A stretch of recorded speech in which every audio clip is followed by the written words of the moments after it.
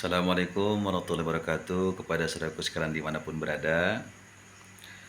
Polemik nasab yang digaungkan oleh Imad CS, UAT segala macam itu ternyata tidak terlepas dari suasana perpolitikan yang sedang terjadi. Capres, pemilihan capres, cawapres dan juga legislatif ternyata ini berkaitan betul dan berkaitan erat dengan kisruh nasab habaib yang digaungkan oleh Imad CS. Tujuannya apa? Tujuannya ingin memecah belah antara umat Islam dengan habaib, habaib dan ulama. Kalau seandainya umat Islam percaya dengan teori-teori ya yang digaungkan oleh Imad Puat CS tersebut, maka nanti umat Islam ini akan menjauh dari habaib. Nah, akhirnya ketika habaib-habaib ini dan ulama-ulama yang lurus menjaga akidah Ahlussunnah wal Jamaah ini menentukan sikap kepada pasangan calon capres ataupun legislatif, maka nanti umat Islam tidak akan mengikutinya. Kenapa kok bisa begitu? Karena faktanya memang sampai saat ini para habaib ini adalah menjadi salah satu sentral dari suara penentuan suara umat Islam kepada siapa dia menentukan pilihannya dan dukungannya, kepada capres mana, kepada partai apa, kepada caleg siapa. Itu berkaitan erat dengan kebutuhan para habaib dan para ulama. Makanya visi misinya itu. Kenapa Habib Lutfi digempur habis-habisan dengan fitnah-fitnah murahan seperti pemalsuan makam atau apalah, bahwa habaib ini juga ingin mengambil kekuasaan di PBNU lah. Itu tujuannya biar ada kecurigaan dengan habaib. Akhirnya mereka ntar gondok-gondokan. Nah, ketika udah gondok-gondokan, akhirnya mereka hanya sibuk mengurusi itu, dan akhirnya nanti orang-orang jahat ya yang selama ini tidak mendapat perhatian dari umat Islam, yang tidak dipilih oleh umat Islam, mereka mengambil kesempatan ini untuk mencari suara sebanyak-banyaknya, mengambil keuntungan, kesempatan dalam kesempitan itu. Ini strategi murahan, tapi memang strategi kotor dan memang sering dilakukan oleh orang-orang yang mencari kejabatan untuk meraih kekuasaan. Makanya kita oleh para habaib, oleh ulama-ulama istiqomah diajarkan kita melawan daripada hoax ini dengan hak. Melawan kebohongan dengan kebenaran.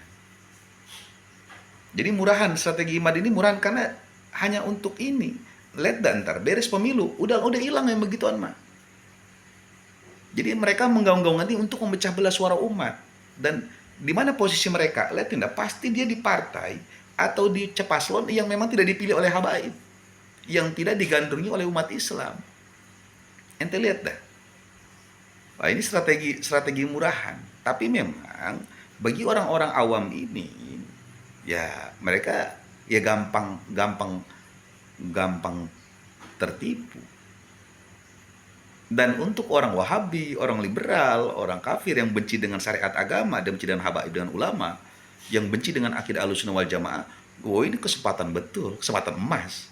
Jadi teori Imad ini menjadikan salah satu kesempatan emas buat mereka menggempur Ahlussunnah. Lihatin coba. Banyak betul orang yang berani nongol-nongol nih dari kalangan Wahabi, channel-channel Wahabi ini untuk menggempur para wali. Jadi karomah wali bilang khurafat, segala palsu, segala macam ini, pembodohan, segala, itu begitu terus ramai itu. Tujuannya cuma satu, ingin memecah belah suara umat. Begitu. Jadi konsentrasi umat ini biar terganggu. Makanya cerdasnya Habib Umar, terus kemudian cerdasnya Habib Lutfi, Habib Rizik, semuanya itu Robito Alawiyah ini tidak terganggu dengan strategi-strategi murahan daripada Imad CS. Jadi strategi murahan. Jadi kisruh nasab habaib ini sangat berkaitan erat dengan perpolitikan itu, yang berkaitan dengan pemilu yang sekarang ini. Dan faktanya seperti itu. Jadi ingin membuat umat Islam ragu biar jangan lagi ikutin habaib, karena habaib ini tokoh sentral itu. Terus ulama-ulama yang lurus, yang muhibin kepada habaib dianggap budak Yaman. Jadi ocehan mereka ini dalam kaitan politik jangan diikutin. Itu tujuan Imad itu berstrategi seperti itu. Jadi ada orang di balik itu, ada orang pasti. Ya, jadi kita kudu cerdas, gunakan akal sehat kita ini. Jadi dia cuma memakai dalil-dalil agama doang, itu cuma buat itu. Nah, karena permasalahan nasab habaib mah dari dulu orang Wahabi nggak ngakuin. orang Wahabi dari dulu nggak ngakuin. Di Yaman ada yang nggak ngakuin, itu orang-orang Wahabi yang berpura-pura menjadi penduduk Yaman. Nah, itu yang mereka itu seperti itu kan. Itu jadi sejarah-sejarah seperti itu harus kita ketahui. Jadi strategi-strategi pembodohan, penggiringan opini, penyesatan opini agar kita umat Islam menjauhi habaib. Tujuannya biar suara kita nanti tidak mengikuti suara habaib. Begitu. Jadi mereka nanti adalah sosok yang diuntungkan ini dari kisru ini. Ya pokoknya hati-hati, kudu cerdas, tetap pilih pemimpin yang terbaik. Pilih pemimpin yang bisa mensejahterakan dan membawa Indonesia ke fase yang lebih baik.